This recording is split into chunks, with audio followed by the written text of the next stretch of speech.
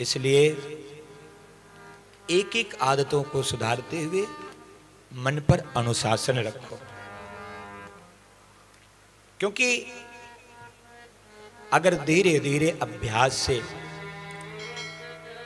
आप सभी ने मन की गति को नियंत्रित करना सीख लिया प्यारे, तो फिर जीवन जो प्रभु की कृपा से हमें प्राप्त हुआ है वो भक्ति के मार्ग पर चलने के योग्य हो जाएगा। यह शरीर दुर्लभो मानुष देह, बड़ा दुर्लभ है प्यारे। यह शरीर उस परमात्मा की परम कृपा से प्राप्त हुआ है। ये मन रूपी आपका जो 11वां इंद्रिय है महाराज, 5 कर्मेंद्रिय और 5 ज्ञानेंद्रियों के अलावा जो 11वां इसका शहंशाह है, बादशाह है, ये कभी कभी इतना व्यतीत होता है ना कि परमात्मा पर भी संदेह कर देता है। कभी कभी आप तो ये सोचते हो ये भजन भाव भक्ति कुछ होता ही नहीं है, ये भक्ति, ये कथा, ये सत्संग, ये कुछ नहीं है। कभी कभी तो आपका मन इतना विचलित होता है, कहते नहीं नहीं भगवान तो पक्षपाती है महाराज। आपके मन में यह विश्वास उत्पन्न ही नहीं होता कि भगवान पक्षपाती नहीं होता है। और आप तो आप हो महाराज। यही पक्षपात का विचार राजा परीक्षित के मन में आ गया। समः प्रियः सुहृद ब्रह्मन् भूतानां भगवान् स्वयं इंद्रस्यार्थे कथं दैत्यान् वधेद्विस्मो यथा। प्रभु हे गुरुदेव, मुझे क्षमा करना, पर थोड़ा मेरे मन में भेद हो रहा है। क्या भगवान हमारे समदर्शी नहीं है? समः प्रियः सुहृद ब्रह्मन्,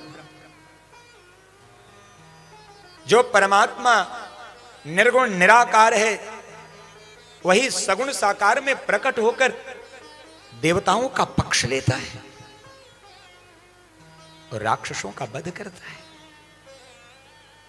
क्षमा करना गुरुदेव, पर मेरे मन में ऐसा भाव आ रहा है। इतिनः सुमहाभाग नारायण गुणान् प्रति संशयः सुमहान् जातस् तद्भवां संस्तुते मरहति। थोड़ा सा ये संदेह है गुरुदेव, ये मन का संशय दूर करो कि क्या भगवान समदर्शी हैं या पक्षपाती हैं। ये प्रश्न कौन कर रहा है? राजा परीक्षित। 7वें स्कंद के 1 अध्याय का 1 श्लोक है। गुरुदेव, भगवान पक्षपाती हैं या नहीं है?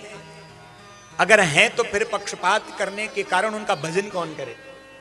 और अगर नहीं है तो मेरे मन में यह संदेह है, इसकी निवृत्ति करो। ध्यान से समझना इस बात को। जब आपके जीवन में भयंकर दुख, घोर संकट आता है और पड़ोसी दिनों दिन उत्तरोत्तर वृद्धि करता है, तो एक क्षण के लिए तो हमारा भी मन डोल ही जाता है। हे भगवान, रोज धूप बत्ती दीपक लड्डू चिरौंजी चढ़ा चढ़ा कर आपकी पूजा करता हूं, रोज 10 माला जाप भी करता हूं, रोज गीता का पाठ भी करता हूं, पर मेरे भाग्य में दुख और पड़ोसी के भाग में धन। तो एक क्षण के लिए तो मन हो ही जाता है, बस पूजा पाठ से कोई फायदा नहीं। ऐसी परिस्थिति प्रायः सब में हो जाती है। मैंने प्रथम दिन निवेदन किया था, भागवत की कथा में आप बैठोगे तो आपके मन में उठने वाले एक एक प्रश्न का बड़ा सुंदर उत्तर आदरणीय सुखदेव जी ने दिया है। राजा परीक्षित के प्रश्न को जब भगवान सुखदेव ने सुना, मुस्कुराए। राजन, प्रश्न तो बड़ा सुंदर किया आपने। साधु पृष्ठ महाराज हरेश्चरितम अद्भुतम यद भागवत महात्मम भगवत भक्ति वर्धनम। राजन, इस प्रसंग से तुम्हारे हृदय में भगवान की भक्ति की वृद्धि होगी। मतलब साधु पृष्ठ, इतना सुंदर आपने प्रश्न किया है कि इस प्रश्न से आपके हृदय में भगवान की भक्ति बढ़ेगी। क्योंकि इस प्रश्न में मैं भगवान का अद्भुत चरित्र ही तुम्हें सुनाऊंगा। इस प्रश्न से और सुखदेव जी के इस कथन से यह सिद्ध होता है